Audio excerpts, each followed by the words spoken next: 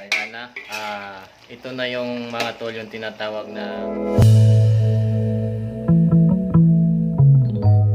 So ngayon mga tol, yung menu namin ngayon ay igado. So kita namin sa inyo mga tol kung paano ito lutuin yung tinatawag na igado. So let's go.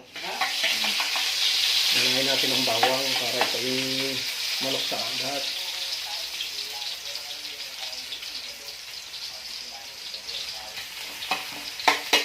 Tapos bawang, sibuyas at bawang.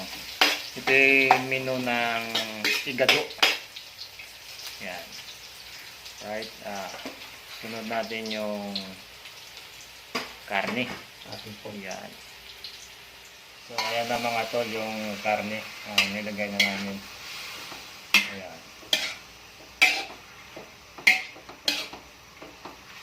I-shake lang konti yan mga tol. Yan. Papalabasin natin yung kanyang langis Ayan, papalambutin. para sumarap. Patakipan natin. Alright, ayan na. Kumukulo na siya. Ayan. Alright, yung mga tol. Lalagay na natin yung Señorita green peas or green peas. Right. Lagay. Lagay natin.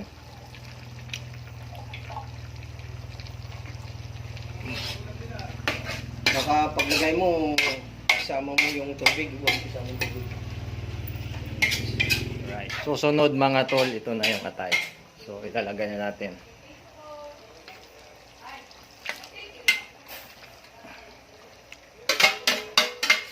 Ayan na.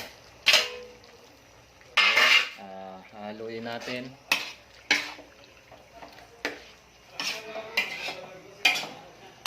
Si Chef Edgar.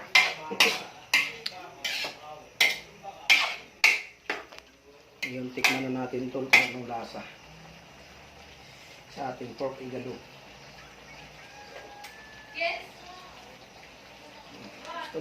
Ayos na? The best.